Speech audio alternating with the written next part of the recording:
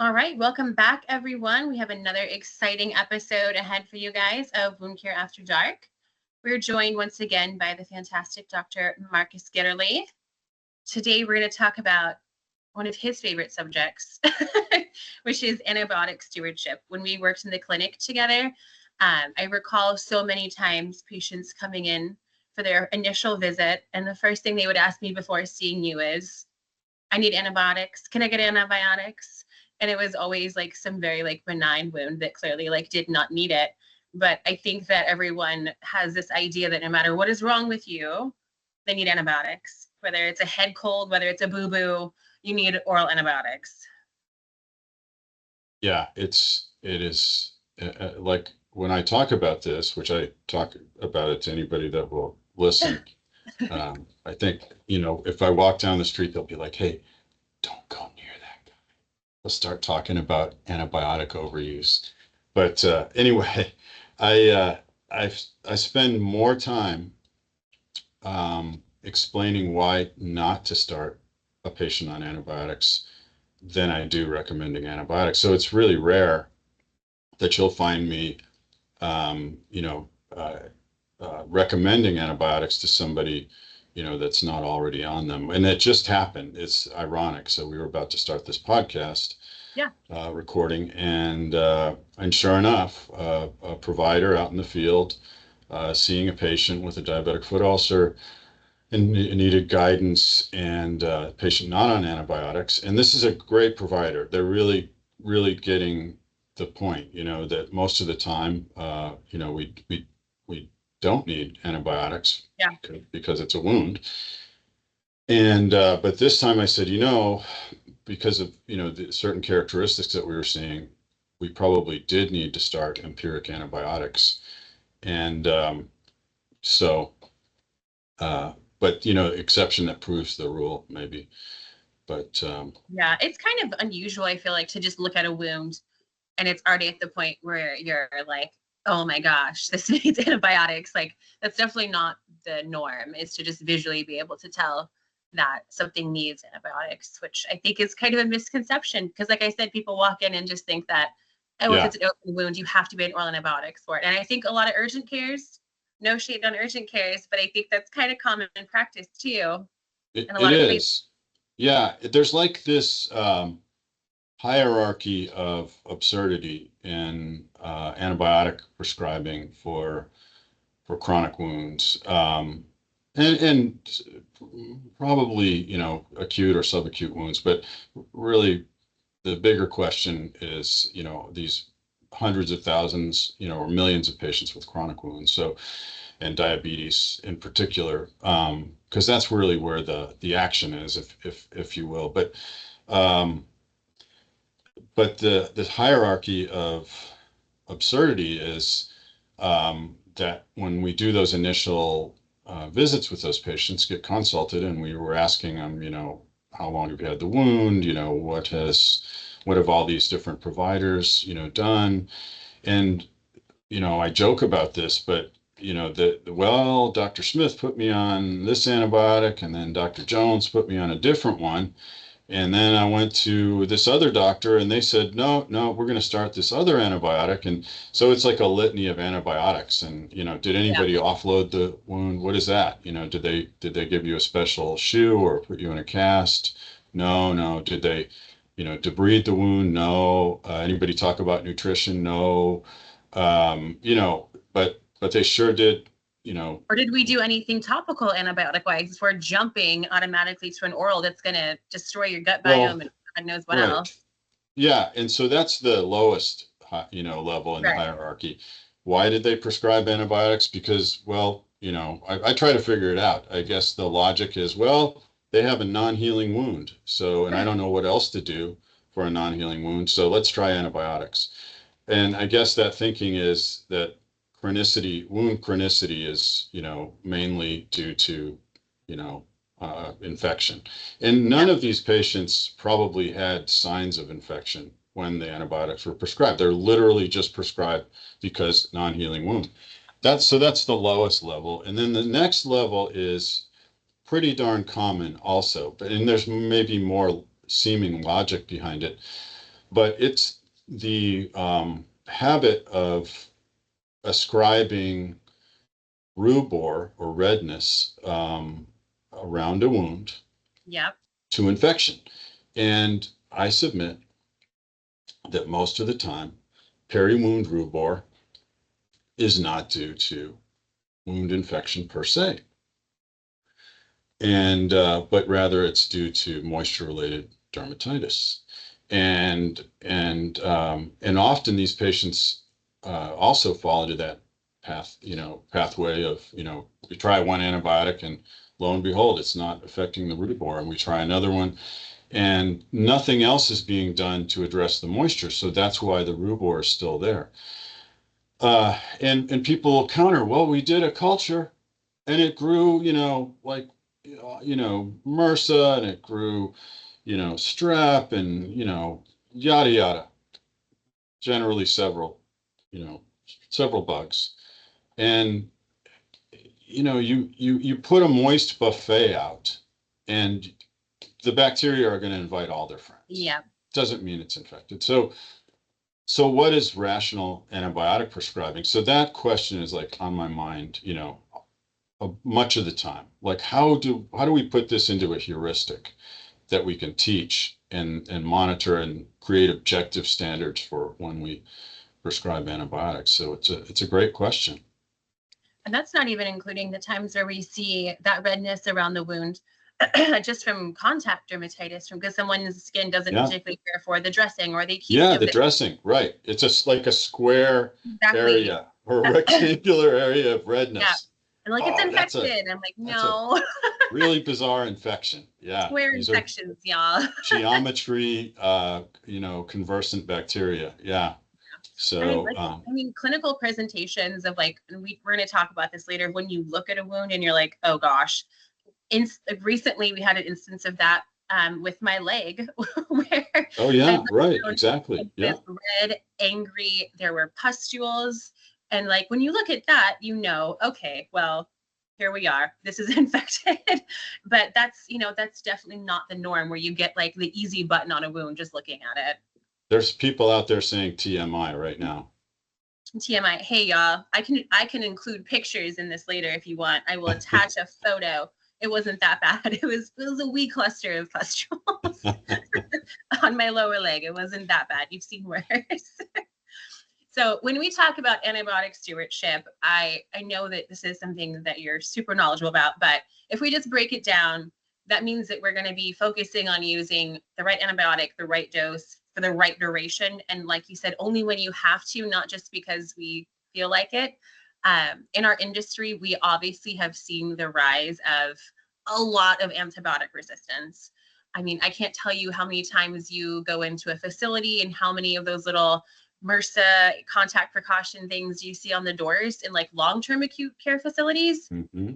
I mean, I would say a majority, right? I mean, this is a big and it's issue. Just going up and up and up. And not only that, the MDRO organisms, that has really been a wrench in the gears of trying to discharge patients and, cost containment, not to mention just basic antibiotic stewardship failures. But I feel like in 2025, we're as far away from a rational approach to antibiotic prescribing as we were 25 years ago. It's beyond belief that we don't have better objective rubrics. Yeah. And I mean, if we're doing it the right way, that's going to improve patient care, right? I mean, that's going to reduce side effects. I think people also think that antibiotics are completely safe and they have no side effects. There's no ill effects to be concerned about. They're prescribed all the time. There's no problems.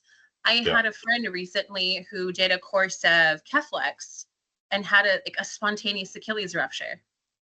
Wait, was it maybe not Keflex, maybe like ciprofloxacin? The cephalosporin shouldn't be associated with, but I get your point. Yeah, it's quinolones, but yeah, and it's people will say, well, it's 1% or less, but still, if there's so many when you prescribe them for 1 million people, that's 10,000 people that have their Achilles rupture, or something like that. And so that has to be in the conversation. And when you're considering, it's not, prescribing antibiotics, it's not trivial at all. No. And when you look at like, And C. diff, I mean, there's so many possible applications. yeah. So we know we're doing this too often. We know, like, there are reviews, of antibiotic prescribing, that find well over 50%, up to 70% of patients with chronic wounds get a prescription for a systemic antibiotic course without any clear indications, just because they have a chronic wound. So, and when you look at studies, so this is one of the things that drives that, in my opinion, is just nonsensical rubrics for figuring out if the wound is infected. And this is the number one thing, in my opinion, that is bedeviling medicine right now, is we get that certificate, I get my MD, you know, degree, and then I turn off my brain. Yep. And I promised myself and my teachers that I would apply clinical reasoning and not just have my, decisions dictated by test results, because I learned in school that they have sensitivity and specificity limitations. So, if they're not sensitive enough, they're not going to pick up the disease I'm purporting to treat. And if they're not specific enough, they're going to tell me somebody has a disease that they don't. And in this case, it's that's going on. We still have a high percentage of our patients are cultured for no good reason. They have no signs of soft tissue infection. And so I think most of the time the overuse of antibiotics is to treat soft tissue infections that aren't present. And so it's that alone. If we could eliminate that, if we could eliminate that habit of, well, it's an open wound, let's do a culture. Okay. Yeah. We would solve a lot of our problems. We have similar problems in vascular disease, because we've got people that say, well, the ABI looks good. And they're not synapsing and thinking, well, the ABI looks good on about 30% of the patients on a angiography table, because they have critical limb ischemia. So, we got to think more about this. So I teach people, do not culture a wound if there's not clinical evidence of a soft tissue infection. So what is that? You have to have fairly symmetrical rubor that's expanding. You have to, along with, so the Infectious Disease Society of America says you need multiple indications. It's not a soft tissue infection because they just have rubor. If that's a draining wound, you just have a poor drainage management plan. Absolutely. And you're not protecting the peri-wound skin. So, but beyond that, do you have lymphangitic streaks? Do you have a new onset or recent onset of worsening pain? Do you have purulent drainage? If you just have serous drainage causing redness, it's a slam dunk. It's moisture-associated rubor. And how long is it going to take people to start to sort of grok that? And the worst thing is, if they prescribe the antibiotic, and often more than one, because you send off a culture, right? And it's got, oh boy, there's not one antibiotic we can use to treat this. We need three. And you're still not protecting the peri-wound. You're still not stepping up the drainage management in putting an adequately absorbent dressing on. So that's really, I think, one of the areas we could really make inroads into this in wound care. Yep. And then that kind of brings us into something I would love to chat about, which is if you have a chronic wound and you take a culture of it, it will come back with bacteria. But can you speak a little bit about the difference between colonization and infection? Yes, absolutely. So when you look at this, we know mechanistically that that's why, I make that joke when I'm teaching this, that just, it's a moist it's a buffet for bacteria. They've got plenty to eat and drink. And that's what a chronic wound is. And so you're going to have high levels of colonization, sometimes extremely high. But that doesn't mean you have invasive infection. The signs are different. Um, Now, they're similar, and this is where clinical judgment is called for. And this is where we're asked to really, make clinical judgments. There isn't a test that we can do on a patient with, say, a diabetic foot ulcer that is going to tell us that they have an infection. Now, we will get into it in a moment, but the other side of this is our deep structures involved, and that's got a different set of rubrics. But for soft tissue infection, that's the low-hanging fruit here. Yeah. So that's why the IDSA says, look for multiple signs of infection: erythema, warmth, swelling, pain, increased exudate. They say delayed healing, but moisture, excessive moisture in the wound bed will also delay healing. So, and this is the other thing. If this has been going on for a while, that patient's not succumbing to sepsis. If it looked like that last week and now it looks like this even more, there's more rubor, it's spread more.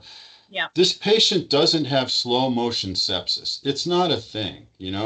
I've even had people say, I think this patient has gas gangrene. Well, how long has this been going on? Well, a couple weeks. It's not gas gangrene. No,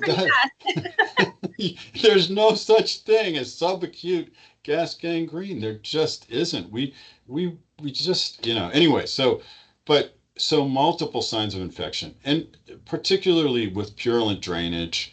Now, yes, you can assess for leukocytosis. That is, in fact, one of the important things is if you're thinking about infection, look at the vital signs. Do they have SIRS findings? If they really do have exuberant, findings that are suggestive at the site, and they have diabetes, they've got more than 2 centimeters of rubor is one rule of thumb. Warmth, swelling, increased drainage, particularly purulent drainage, and they've got any SIRS findings, then that patient really could have early sepsis from that wound. And this is the other crazy thing. People, strain out gnats and let elephants fall through. They just put that patient on, some oral antibiotic, let them go home, don't give them any real precautions. And if they really do have early sepsis, they could be worsening profoundly before they even take their first dose of that oral antibiotic. So you really have to complete the cycle. Look for SIRS findings. Do they have a pulse over 90? Respirations over 20? Do they have a temperature, of 100.4 or higher? Is their white count greater than 12,000? So you'd have to order a CBC in that scenario. And people will say, well, no, they're not septic because, they don't look sick. And that's the whole point of SIRS findings, is early sepsis is not betrayed by any obvious clinical signs. It is so subtle. That's the whole point. You want to get the horse when they're still in the paddock and get them back in the barn, not when they're in the next county. And having chaired peer review committees, and where sepsis had bad outcomes and patients were sent home with SIRS findings and an infection, you ask every time, I'd ask the provider, why didn't you admit them for sepsis, early sepsis? Well, they didn't look sick. Well, and you have to explain, septic, early sepsis patients don't look sick. What you're thinking is you're conflating severe sepsis and early sepsis. They're different conditions. Patients only look sick when they have end organ damage. That is severe sepsis. You want to admit them. Yeah, you want to admit them here, not over here when they have severe sepsis. And they look at you kind of blankly. So, it's like the fire department doesn't wait till there's fire coming out of every window of a house and say, yeah, that one looks like it's real. You just need smoke coming out of one window, right? Signs of smoke, and then you can go interior and do something, not just hit it from the yard and hope for the best. So anyway, yeah. So we err on both sides, and I think we can do better. And really, it's just thinking about how these things work, their acuteness or chronicity. So if you've got a persistently ruberous wound and lots of drainage, that's probably because you've got a lot of necrotic bioburden. That wound needs a thorough debridement. It needs a Yeah. better dressing regimen to control that moisture. You put something on that peri wound to protect it from the moisture. That rubor is probably going to be gone in a few days, and you're going to start to see healthy granulation forming. So yeah, I really think it's not rocket science. We can do this, and don't culture wounds that don't look infected. Yeah. One of the things that I preach during our WCU assessment and documentation lecture is like, this is where really good, accurate documentation comes into play, particularly when you have different care team members kind of cycling in and out, different nurses, different providers. So you need to document really accurately if there's any changes. So we need to give really clear documentation on how much drainage there was, the quality of the drainage, was there a color, what was the odor? Odor gets Yes. so many Right. times in assessments. Yeah. So if I see a wound, and I didn't see this patient last week, but I go into their chart, and from this week to last week, that wound has gotten a third of the size larger, so it's larger. I'm having malodorous drainage happening now. It's angry, it's red, it hasn't looked like this before. There's increased pain, and none of that was documented last week. That is a great sign when you have good documentation that you can track these things. Yeah, so that's right. It's a change. Documentation absolutely is a lifesaver when it comes to these things. Absolutely right. That's right. Yeah. And I also have sympathy for providers that have to really battle to get the simplest observations in their EMRs. Yes. You've got to load a previous, visit and look at your exam. I mean, all these things really ought to be on a timeline, descriptively. So someday we'll have that, but that's where the extra work comes in, and that's really what we need to you know focus on physical exam wise, is really appreciating the physical characteristics, the clinical characteristics associated with these wounds. And if they're ischemic, that adds a little extra measure. Sometimes they're in that moderate to severe ischemia range where they still got a draining wound. It's certainly not black, but that paucity of perfusion can really set that patient up for an aggressive infection. And so that's where you kind of have to take two approaches. What are we going to do about the infection, and what are we going to do about the ischemia? So talking about what are we going to do about the infection, there are obviously antibiotics, which is kind of what our little spiel here is about. But there's also a lot of non-antibiotic methods for at least infection prevention. You've talked about this already. So just improving the wound environment itself, doing things that would help it not be chronic, offloading, just things to support healing. Moisture balance obviously is so important. Debridement, we know that if we keep a lot of slough or bioburden inside that wound, it's just going to lend itself to infection basically. So sharps debridement, other types of debridement, amazing. Right. But then there's topical antiseptics too, and I know that you like to use a lot of these. I don't know if you want to talk a little bit about, those types of dressings we can use, or topicals, that type of thing. Yeah, absolutely. I think this is an exciting area, and it's really, really starting to take off. We know about biofilm, and now I think the word is really out. The term was coined in the 1970s, and it was kind of just a lab curiosity. But since 2000, more and more we've appreciated that that's what we're dealing with. We're not dealing with planktonic bacteria swimming around, frolicking in the wound fluid. We're dealing with this protected spacesuit-like environment with multiple species in it that laughs at antiseptics and wound washes and so forth. And there are very few things that will address that bacteria that are locked in the biofilm. But there are some things, and so I've been involved in some exciting developments, like things like Hibenex, which is and it's off label, but some of the early research on dental cleansers like Hibenex, well, it's the only one currently, but that actually directly destroy biofilm but leave human tissue intact. Debex is coming from Europe. I have no affiliation uh, with either company at this point, but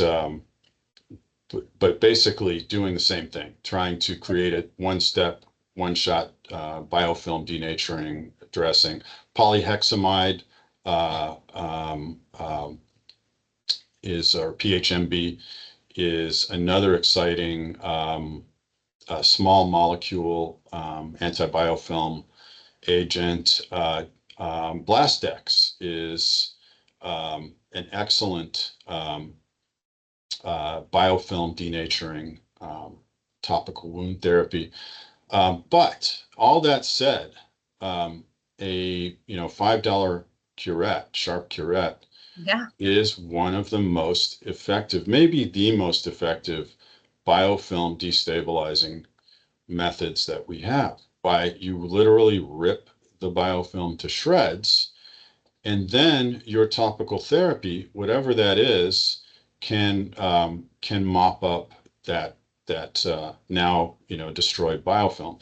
So the other thing is removing the buffet, getting rid of the dead tissue. And we talked about this earlier, but this idea that, oh, we're going to prescribe an antibiotic. Well, and then you put the patient on the antibiotic, but you don't debride the wound. And that's the buffet that's feeding the bacteria. And even if you were able to give them an antibiotic that would eradicate all the bacteria in the wound, they would still be suffering from that burden of the bioburden in the wound, the slough, the high levels of MMPs. Just the physical barrier presented by the bioburden to new cell formation and migration. So, all of those things I think are exciting prospects for the future, but debridement is something we have right now. And I highly recommend, that if you're timid about it, get extra training. You want to take the approach that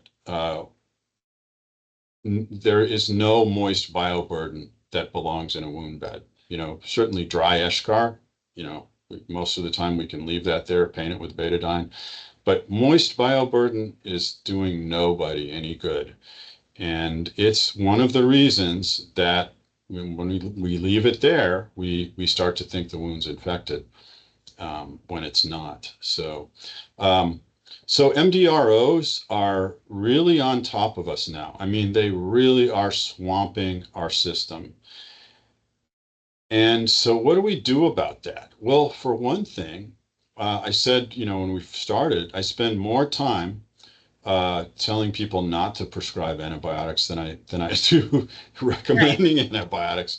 And even for MDROs, I think we're really barking up the wrong tree when we take this as we just need more antibiotics for longer, more intensively, keep the patient in isolation in a facility. We're never going to win the battle that way.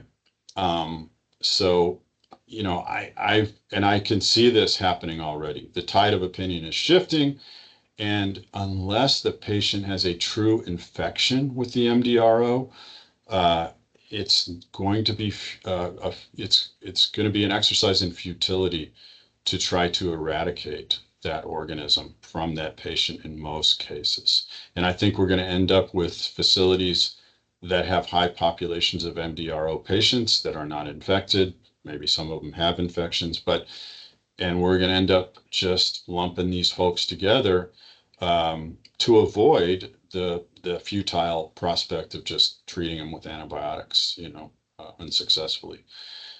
So, and it's going to increase costs. It already is. It's making people hard to discharge from LTACs, sometimes STACs, general hospitals, skilled nursing facilities. So I would say Of course, strict infection control. This is one of the most stupid, simple things that can be done is to have a really strong SOP for infection control for your wound care team. And things like planning ahead, let's say you're going to do a debridement or just a dressing change, and creating a kit that you take in the room that has everything in it.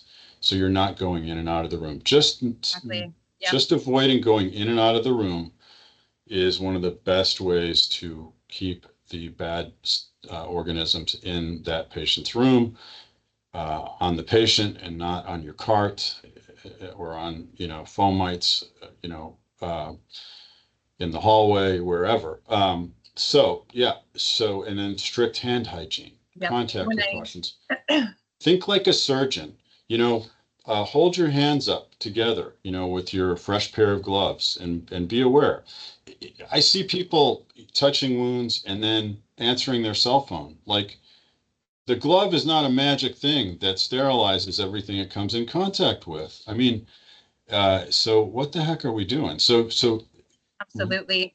practice you follow your SOP. If it's not strong enough, beef it up and drill on it, test on it, and then really ask yourself, do I have clinical reasons to think a wound is infected? Don't culture wounds that don't show signs of infection. And if you're dealing with the aftermath of somebody having cultured a wound, or let's say they thought it looked infected, but they came up with a great dressing regimen. Now the results are back. There's no rubor, there's no pain, it's granulating.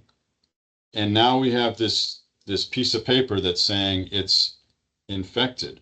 It's not infected. And so the only rational basis for providing antibiotics would be if that was a bone specimen and the bone culture is positive. But in terms of soft tissue infections, they don't have a soft tissue infection because there just isn't a silent soft tissue infection. And so don't prescribe antibiotics. Watch the patient. Imagine that. Imagine just like clinically observing and following that patient. I feel like everything always circles back to like the whole treat the patient, not the number. Like, right. Unless the number is highly, terribly suspicious, you absolutely do need to just follow that very simple philosophy. Yep. Treat the patient, not the number, not the piece of paper, what you're visually seeing, what your patient's giving you to work with. Now, so and a good example of that is, well, we've got to treat the patient. It's, they've got heavy growth of Pseudomonas. Well, Pseudomonas is one of the most important colonizers on lower extremity wounds. It's not necessarily best treated with antibiotics.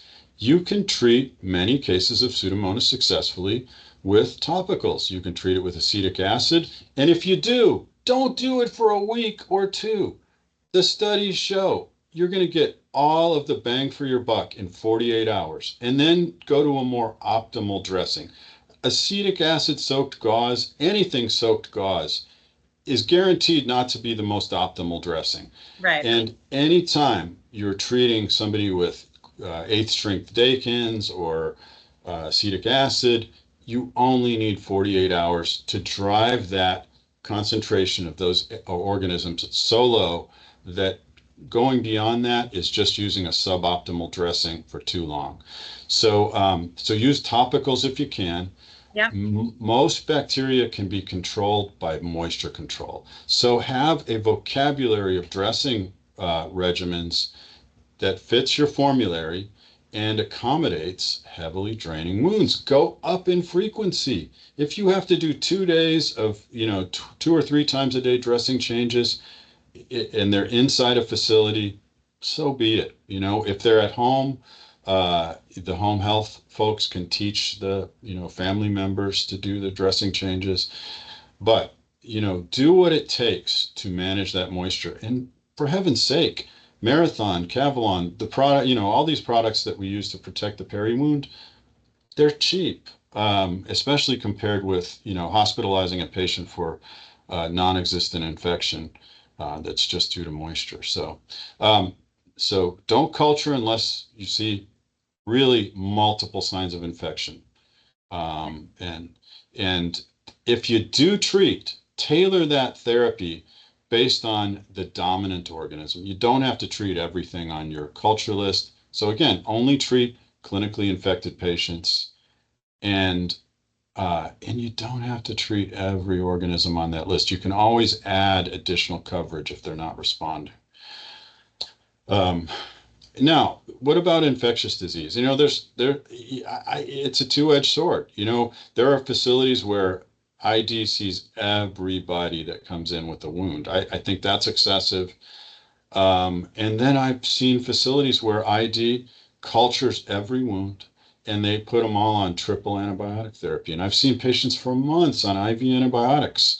So I would say really, it's time for us as wound clinicians to recognize that we should be, and with appropriate experience and training, we are able to determine who has infected wounds and who does not. Absolutely. I tend to consult ID only if the only remaining thing that patient needs, let's say it's going to be chronic suppression therapy, something like that, that can be really helpful. Or if they really are infected with an MDRO. Um, and sometimes it's just a head scratcher and you want to, powwow with somebody and get their input. But I feel like this knee-jerk response of, let's consult ID, because we got a positive culture or because the patient has a wound. I don't think that's appropriate. I feel like I have learned so much from hearing you talk about this in terms of like the approach of this, because I'm not a provider. It's really interesting to hear your side of things on this. And I feel like for people listening to this, my takeaway might be the same as theirs, which is maybe keep it simple. Maybe we don't automatically jump for like the very complicated answer. Let's start with hand hygiene. Let's start with not spreading it within our clinic. And then, Right. when we encounter it, clinical signs and symptoms, treat it as you see it. And then if Yeah. you need to go for the big guns, you can reach for them when it's appropriate. Yes. Yes. And and one more point I think that is useful, and this has come up recently for me. But what I tend to teach is diabetic foot ulcer patients need to have bone infection ruled out, even if there's no exposed bone, because Yep. multiple studies have shown a high incidence of unsuspected or occult osteomyelitis in those patients, even when there's no, positive probe to bone tests and what have you. So a simple heuristic for doing that is get a plain X-ray and an ESR test. You can also do ESR CRP. And if you have a normal ESR, even if you have findings suggestive of osteomyelitis on your X-ray, it's unlikely to be an active infection. X-rays will be abnormal long after the organisms are gone. I would keep monitoring, and I would, when I'm treating a diabetic foot ulcer, I'll do that ESR CRP assay every 3 to 4 weeks just to see, because it can, you've got an open ulcer.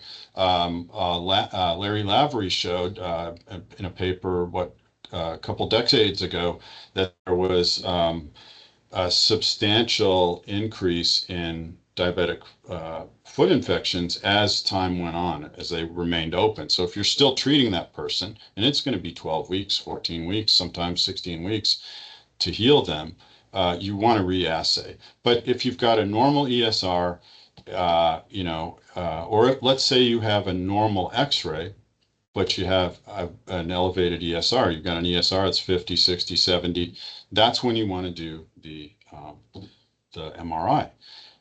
Um, but that's a good way to rationally do it. And you're going to find a lot of patients have osteomyelitis that you did not suspect, and now you can treat it.